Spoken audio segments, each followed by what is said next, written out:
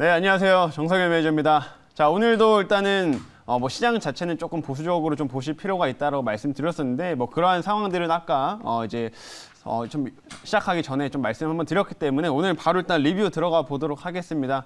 오늘도 이제 목표가 터치한 종목이 지금 2종목이나 이제 나왔기 때문에 한번 리뷰를 좀 들어가 볼 텐데, 일단 첫 번째로는 유신이라는 종목 한번 좀 보도록 할게요. 유신은 이제 편입한 지 얼마 안 됐습니다. 근데 이제 이 거래만에 1차 목표가 지금 터치를 했고요. 오늘도 지금 현재 1.5%가량 좀 상승세를 좀 보이고 있는 상황이에요. 그래서 유신도 지금 보시게 되면은 이렇게 우상향을 좀 꾸준하게 다시 한번 만들어가는 모습인데, 자, 이 업체가 상승하게 된 배경이 좀 뭐냐면 이 남북 경협주에서도 수혜를 받을 수 있는 종목이다라고 제가 말씀을 드렸었죠. 그래서 어제 이제 이인영 통일부 장관이 이제 금강산 관광 관련돼 가지고 좀 적극적으로 추진하겠다라는 그런 내용들이 좀 기사가 많이 나왔습니다. 그러면서 오전에는 조금 빠지던 이런 흐름들이 오후장에 다시 한번 좀 상승으로 전환이 되더니 1차 목표까지 터치가 되었다라고 좀 보시면 좋을 것 같고요.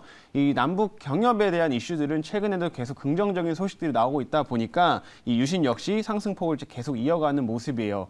자, 실제 지금 철도 관련된 종목들 중에서 이 업체는 금강산 관광하고 관련된 건 아니고 철도 관련해서 엮여 있는 상황인데, 이 철도 관련된 종목들 중에서 과거에도 실제 이 남북 철도 조사에서 직접 참여한 업체는 이 유신이 유일했었기 때문에 실제로도 이번에 남북 경협 관련된 모멘텀을 받을 때 좀 크게 상승할 가능성이 있다라고 좀 보시면 좋을 것 같고요. 이 이벤트는 남북 경협 이슈는 앞으로도 지속될 거기 때문에 단발성 재료라기 좀 보다는 중장기적인 흐름으로 보셔도 좀 괜찮겠다라고 말씀드리겠습니다. 그래서 이미 1차 목표가는 이제 터치를 했고 앞으로 2차 목표까지 무난하게 올라갈 수 있는 종목이니까요. 계속해서 지켜보시면 좋을 것 같아요. 자, 그다음에 두 번째로 이제 목표가 터치한 종목이 코스맥스 MBT라는 이제 종목입니다. 자, 이 종목은 보시면 딱 정석적인 차트 흐름을 좀 보여주는 것 같아요. 한 차례 큰 상승을 좀 보여주고 한번 한 3일가량 눌림을 준 다음에 재차 또 올라가는 모습을 보이면서 이때는 1차 목표가 터치를 했고 이때는 2차 목표까지 지금 터치를 하면서 아주 무난한 계단식 상승 흐름들을 좀 보여주고 있습니다.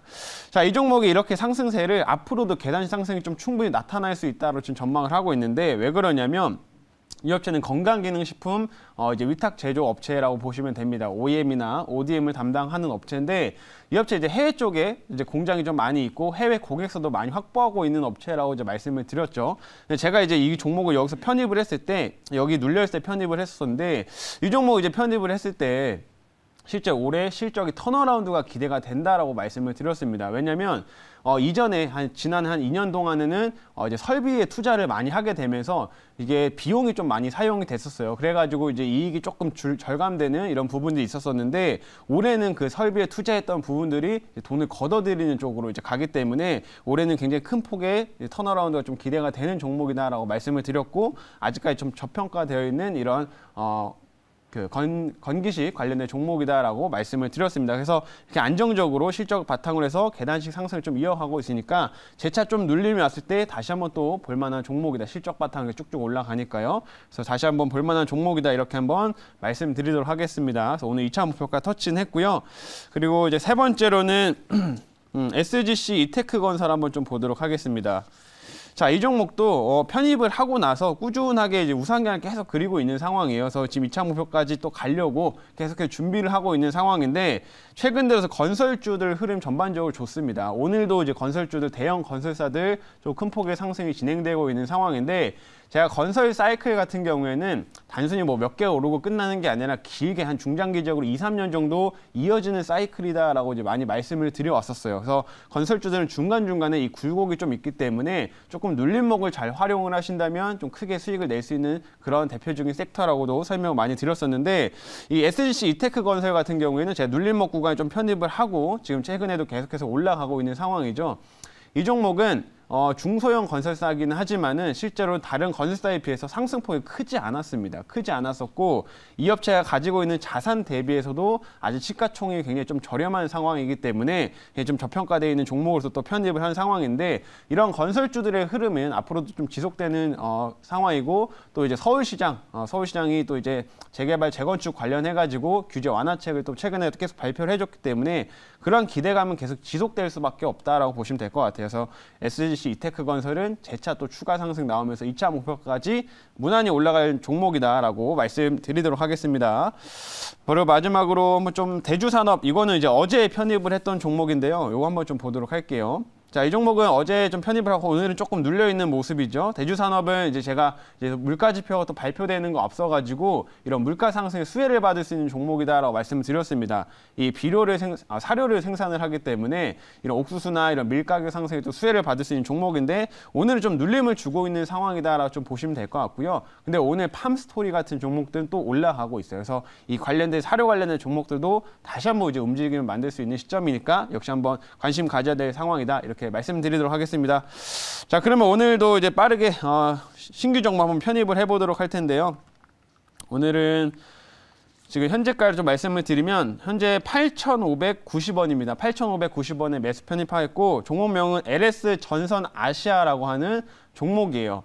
최근에 전선 관련된 종목들이 이제 급등을 보이는 모습들을 아마 많이 확인하셨을 겁니다. 그래서 이 최근 전선주들의 흐름들이 굉장히 좋은데 이 굉장히 실적 대비해 저평가되어 있고 전선 관련돼서 수혜를 또 많이 받을 수 있는 종목이 이 LS 전선 아시아입니다. 그래서 지금 굉장히 좀 눌려 있는 상황이기 때문에 아직 큰 상승이 안 나왔던 전선주이기 때문에 오늘 매수 편입을 한다라고 좀 말씀드리도록 하겠고요.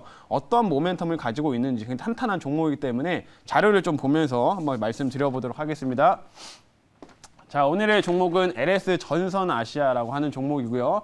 자, 이 업체는 전설 케이블, 전력 케이블 전문적으로 이제 제조를 하는 업체를 보유하고 있습니다. 지주회사 역할을 한다라고 좀 보시면 될 것 같고요.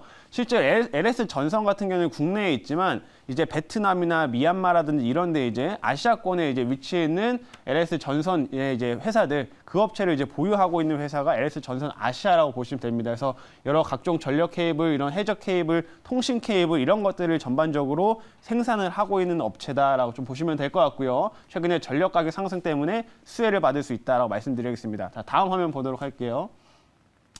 자, 어떤 면에서 그럼 전선주들이 최근에 왜 이렇게 급등이 나오냐? 요거 때문에 그렇습니다. 최근에 구리값도 계속해서 오르고 그 이후에 이제 전선주들이 이제 상승세가 나타나고 있다라고 보시면 될 것 같고요.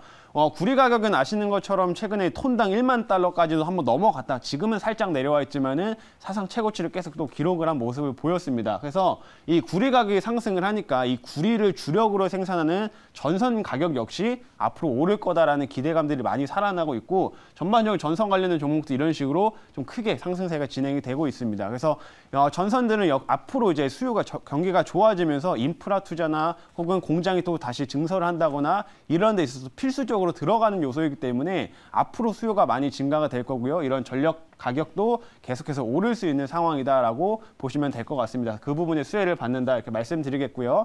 자, 다음 화면 보도록 하겠습니다. 자, 그리고 이 업체의 또 중장기적인 성장성을 좀 볼 수 있는 게 뭐냐면 이 해적 케이블입니다.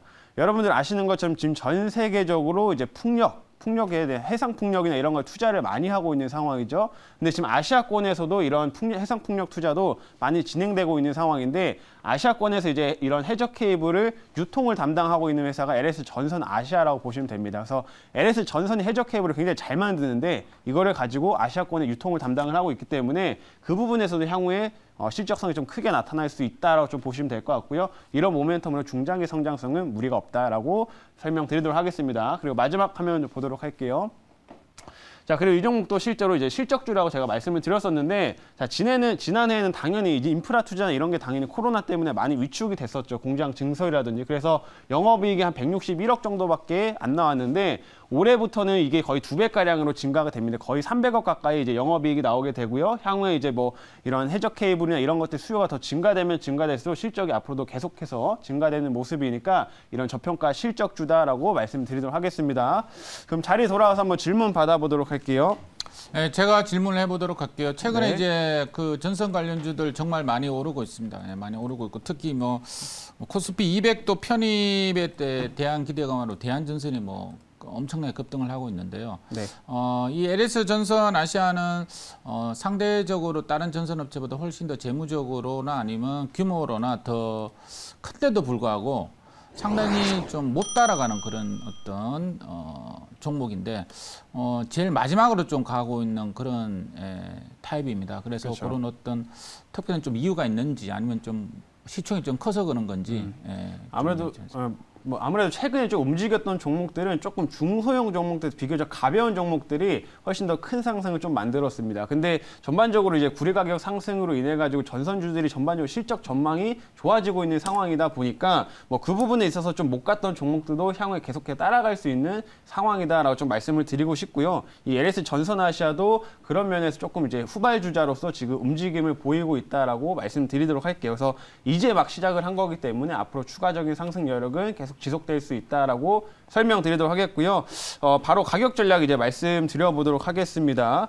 현재 조금 상승이 진행됐기 때문에 1차 목표가 같은 경우에는 제가 9,800원을 1차 목표가로 제시하도록 하겠고요. 2차 목표가는 11,000원을 2차 목표가로 제시하도록 하겠고 손절가는 조금 올려가지고 8,500원으로 손절가를 제시하도록 하겠습니다.